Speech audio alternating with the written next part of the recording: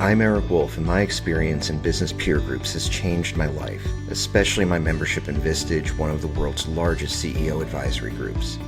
I'm an entrepreneur, a business owner, and a Vistage speaker on the power of marketing.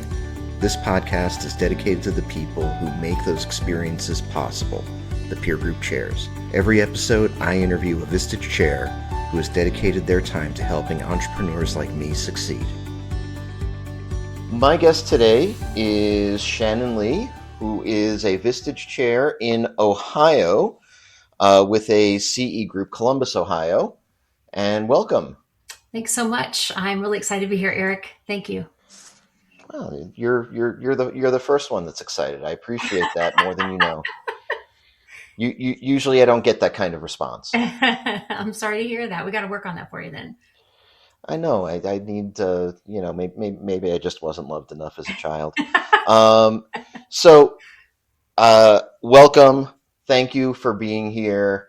I guess one of the things that we're going to get right into it. One of the things that I think makes you kind of unique and we get Vistage chairs from all sorts of backgrounds, all sorts of walks of life. Generally speaking, I find that Vistage chairs have sort of one of two or maybe sort of three stories. Story one is executive looking for, the next phase in their career, looking to give back. Story number two is entrepreneur and wanting to work with other entrepreneurs. And then the third one had a background in some kind of coaching. Mm-hmm. But you kind of bucked the trend a little bit in that your background is nonprofit, which is really unique and really cool. I would love to hear about the early part of your career before Vistage. Yeah. And how you got into nonprofits and what your career was like there. Yeah. So I went to The Ohio State University and I got my degree in... As opposed to an Ohio State University, no, you went to the... Yes. Okay. And my undergrad was in education, and I spent 10 years in the education field. And the last half of that I spent as a leader of a school. So I was the elementary school principal. And it was that experience where I really realized, man, I really like working with adults more than kids. And so I realized that... What level were you teaching or working with when you were... I taught a little fifth grade and a little middle school. So okay. I actually dabbled a little bit in high school. I had a high school English track that I taught for college composition and literature, which I absolutely loved. But I was filling in temporarily, and that temporary fill-in for the elementary principal turned into 5 years. And I thought, you know what? I should take this newfound desire to work with adults and adult learning and go into the corporate world and become... At the time, I thought I needed to become a corporate trainer. Unfortunately, I learned that 10 years in education, even though I was in charge of a multi-million-dollar budget, I had to hire teachers and fire teachers. I had to put them on development plans. I had to deal with all the things that come with leadership in that role. The corporate sector really didn't recognize my time in leadership at a school as being management or supervisory experience. So I had to start my career over to get into the corporate sector. And I did just that's really, really interesting. Yeah. Because I would argue the opposite. Yeah. That working with in a school environment where you're dealing with kids, parents, not to mention staff, there's a lot going on. Yeah. And if you succeed as a leader in that kind of environment, I think that you can succeed just about anywhere. Well, yeah, I mean, at a given point, I had 35 direct reports. I don't know how many senior leaders who are actually dealing with 35 direct reports. That's a lot of performance reviews to do. Yeah. So, so I restarted my career. I started working at a disability management organization. That's less important. The more important part of that story is I was there for 7 years and went from a very entry-level role, worked my way into what would be the equivalent of a middle management role where I managed some local and national sales teams. And so this allowed me to really flex that leadership arm again. I got some formalized sales training in that role that led me to create this new position for the company, a position that they still have to this day, as far as I know. And so that really confirmed that I prefer working with adults. And it also revealed something really interesting to me. I noticed, like I knew it, but didn't really know it consciously, that there's a lot of pain in the workplace. There are a lot of unhappy people at work every day. And a lot of times it has to do with their supervisor and or the culture in which they work. And I thought, if statistically we know that a lot of unhappiness at work is caused by management or leadership, then wouldn't it behoove leaders to become better at their craft? Not just at the P&L, not just at decision making, but as people to improve the experience that their reports were having with them as a leader. And so I got very interested in what it's like to be on the other side of a leader and help those leaders become more aware of that and begin to work on the way that their leadership style from a perspective of what's the effect I'm having on the people that work for me. And so I eventually, through a mutual friend, got invited to lead a nonprofit as the associate director and eventually the executive director. That nonprofit was a learning and development nonprofit. Unfortunately, they didn't make it through COVID, and I ended up working somewhere else after that. But that allowed me to create and implement learning and development programs that were community based. And it allowed me to do some coaching and to help others step into coaching. And then from there, I graduated, if you will, to another similarly situated nonprofit, but with a much bigger footprint, a much more visible nonprofit in Central Ohio. And in that nonprofit, same thing. I was the executive director. And it was during the end of that first nonprofit leadership role into the second one where I joined my Vistage group. And I was actually in a Vistage group for nonprofit CEOs here in Central Ohio. And I was in that group for 5.5 years. And so That's amazing. Vistage became this huge influence for me. And that's what made me believe in peer advisory. Obviously, it helped me in the nonprofit sector, but I learned so much more about my leadership abilities or the lack thereof. I was challenged a lot in my group, but it seems like a weaving road, but to get there. But the golden thread through it all has been this passion that I have about leaders of leaders, helping them show up in whatever way that they see as their best self. And so Vistage became a natural additional expression of that once I decided to become a chair. Should we give a shout out to your chair for 5.5 years? Oh yeah, Artie Isaac was my chair for 5.5 years. He was also my host chair as I was building my first group. Artie's He's phenomenal. a good guy. Yeah. Yep. So I still talk to him on a regular basis, and he's a great guy. So what made you decide to? How did the journey to chair start? Where did that come from? When did you decide to do it? It actually started on Artie's back patio. Okay. I had left my role as a CEO of that last nonprofit that I worked for. And I'll be really frank with you. The way that I left and the reason that I left had a lot to do with, I don't want to say midlife crisis because I don't even know that that's what was happening with me. But there were a lot of things going on in my life. My mom was sick and dying in the hospital. This is not meant to be of a topic here, but I didn't know it, but I was in the throes of the middle of perimenopause, which was causing all kinds of issues from a hormonal standpoint, but I didn't know it. And I thought I was, without going into all the details, I thought I was going kind of crazy. For the first time in my life, I thought I was having a major mental health issue, began seeing a specialist for that. And through this exploratory process, realized, oh my goodness, I'm in perimenopause. This is what's explaining the extreme. I was afraid of driving at one point. And these are fears not even close. These were fears I never dealt with before. And I thought the only way to solve this was to quit my job. Right. And so that's what I did. I gave him plenty of notice. It wasn't a contentious leaving. It's just that the internal environment for me for leaving was really challenging.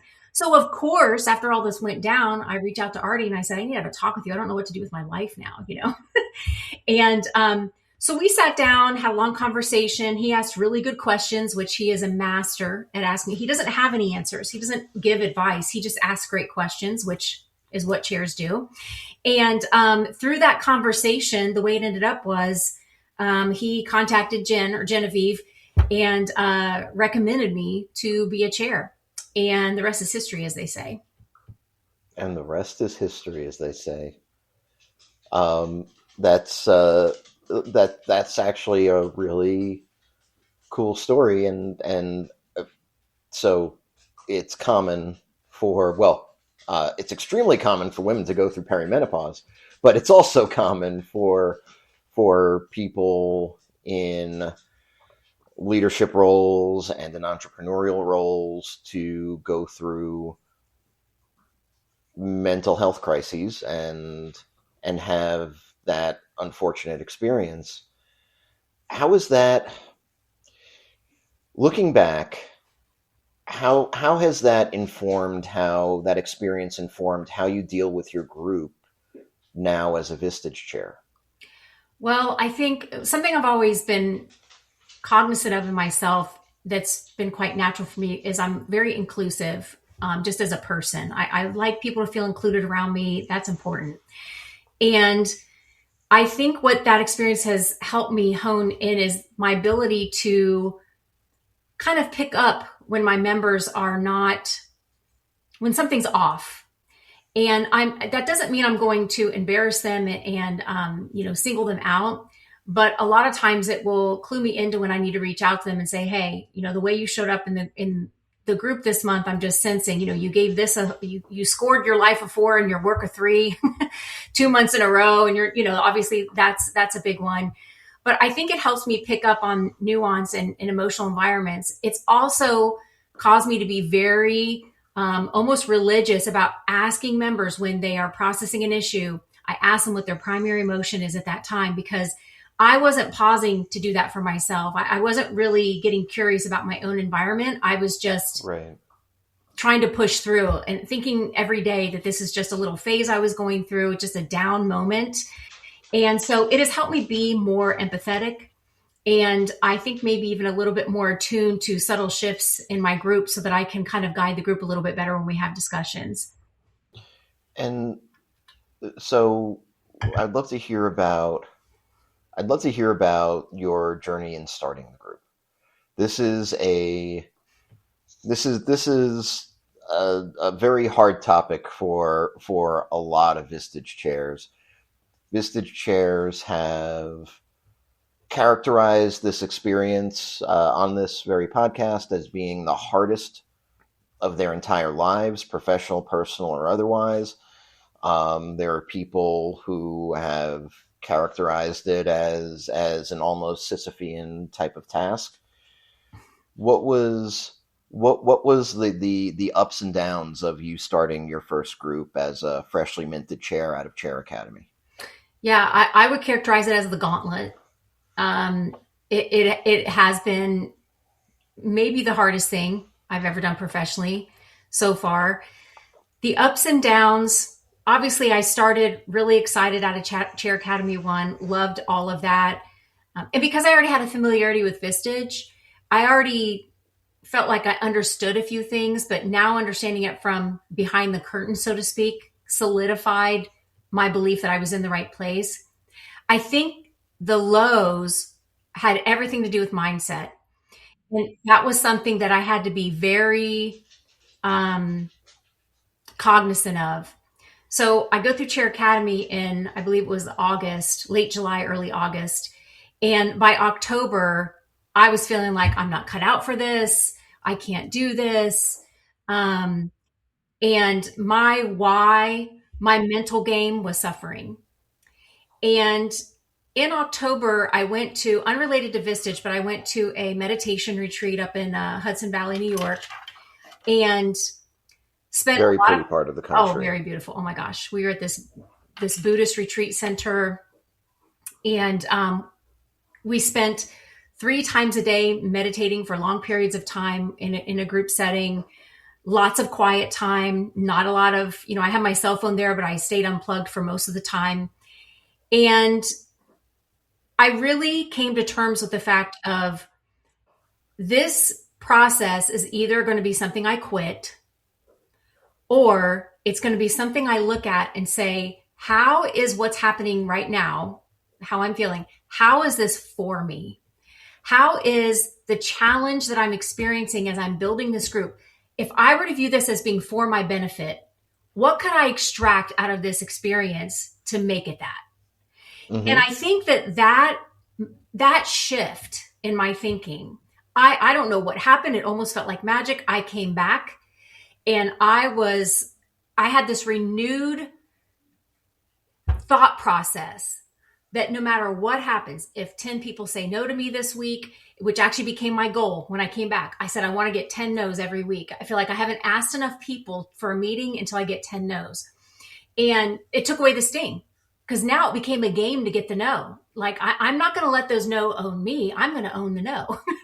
And so I just began thinking, how can I reverse Uno every negative thinking that comes into my mind? And the quickest way I know to do that is to ask myself, what what is this doing for me? What is this forming in me? And I realized it was forming resilience. It was forming like increased resilience, a new level that I didn't know I needed, but here we are, right? It Mm-hmm. was reinforcing stick to itiveness. It was Mm-hmm. reinforcing believing in something and seeing it through, not quitting, right? And so all of these things are useful as a chair and if you're a CEO. And so now I can confidently look at someone in a one-on-one who's going through a challenging thing and tell them, hey, just don't give up. Get How do you another day. how do you vet the people in your group when you're having that conversation, the one on one, until you get the no? And by the way, I'm hoping that I'll one day open my mailbox and see an autographed copy of your new book, Own the No. I love It's it. a it's a it's a good line. You should keep that. Um, how do you know whether, assuming they don't say no, what how do you know when somebody is a good fit? Gosh, that's a great question because so much of it feels intuitive to me. You know, I'm a predictive index implementer and coach, and one of the things that that you learn about in predictive index is the way you make decisions. Are they subjective or objective? And I definitely, What are you? What are you in PI? I'm a venturer. Okay, I'm a maverick. Okay, all right. I love Mavericks. They carry conversation. Great to go to parties with. Us introverts, we can just kind of be a fly on the wall and respond. We don't have to start conversations.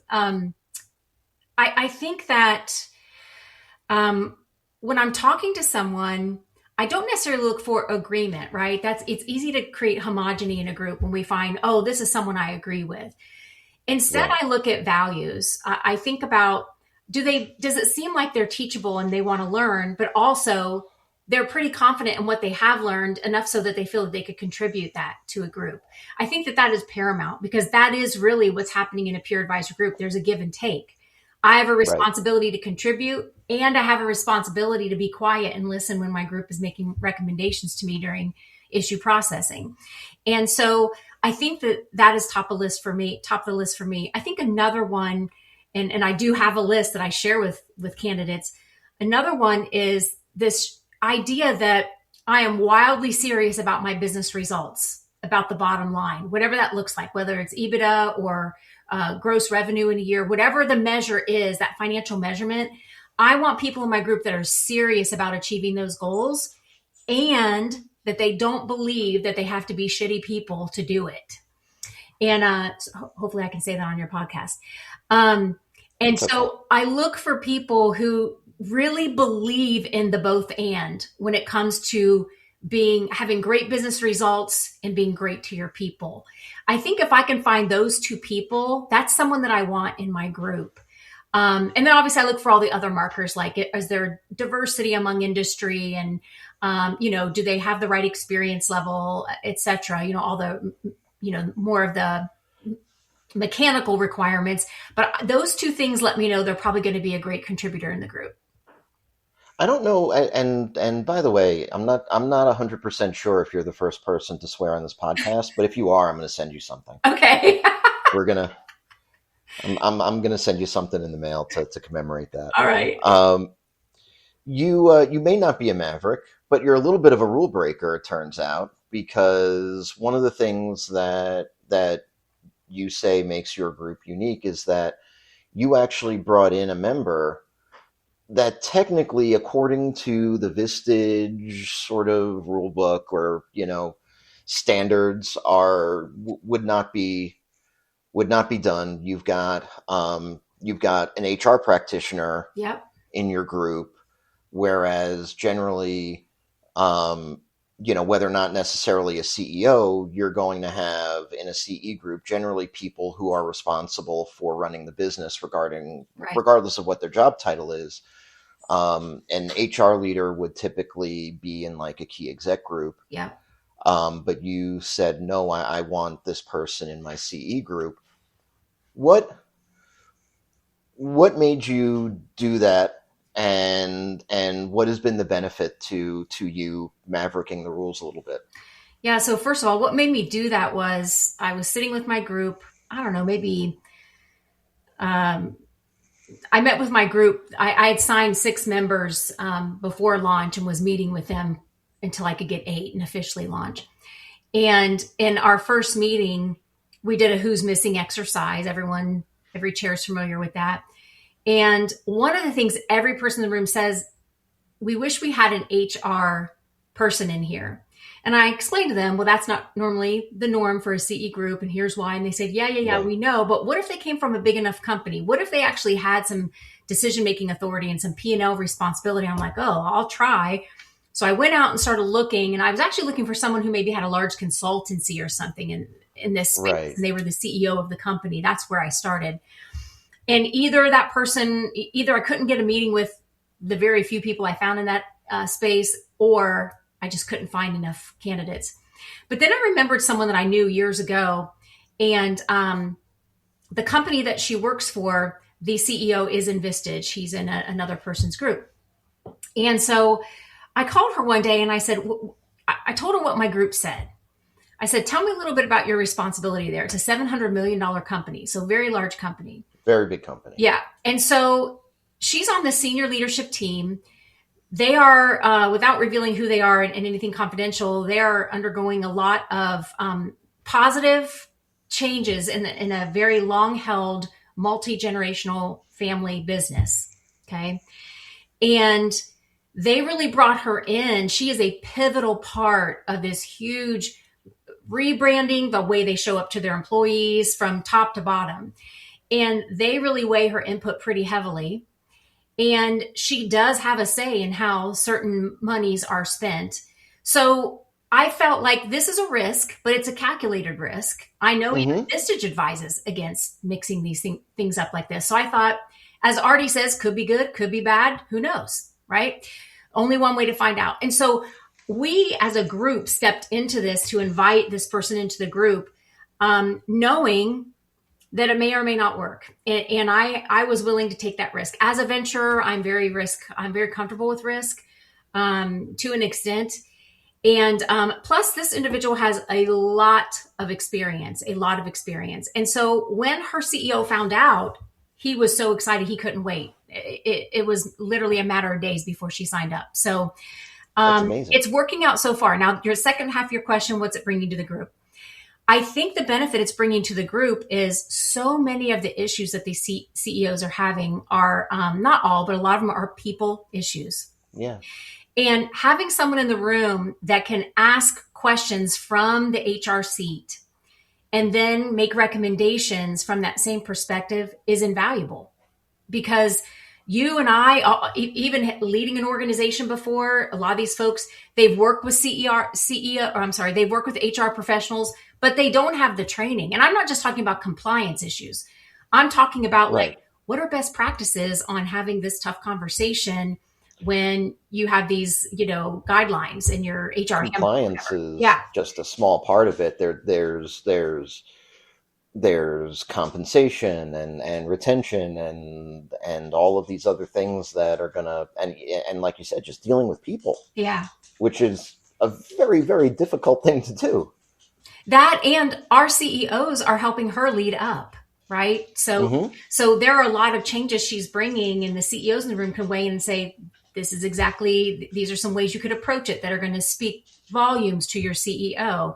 And so I think that it's been a benefit, and we will keep doing it this way until it stops working. I remain open minded. If she comes to me, or if the group comes to me, or I decide, then we'll make those moves. The other thing Sure. is, I'm now being, I'm now taking on a small business group and a Vistage Inside group in the next 60 days. And I will be able to build additional groups. And one of the groups I want to build starting in 2027 is a key group. I will have a conversation with her and say, what do you think? Do you think you'd rather Sure. be in a key? Like, that will be available to her if she wants, but I'm not going to kick her out. Well, Shannon, this has been wonderful. Thank you so much for being a great guest. If folks have questions about your groups, and including the small business group, and well, Vistage Inside is different, but if folks have questions about your groups, if they want to know more about predictive index or how to be a productive rule breaker within reason, what's the best way to get in touch with you? The easiest way, I think, is just to find me on LinkedIn and send me a message. You can also, the easiest email to remember is not my Vistage email. It's my website, which is Shannon at shannonmlee.com. That's my business email. So either one of those, you'll reach me and I'll respond. Thank you so much. Thank you so much, Eric. I hope you have a great day. You too. Thanks for listening to this episode of Chairwaves. You can subscribe to our feed using Spotify, Apple Podcasts, or your platform of choice. You can also visit chairwaves.com for more information. Chairwaves is hosted and produced by me, Eric Wolf, and to connect with me, you can visit my website at ewolf.live. That's EWOLF.live. And a disclaimer, while I love Vistage and CEO peer groups, this podcast is not owned by or affiliated with Vistage or any other peer organization. Thanks for listening.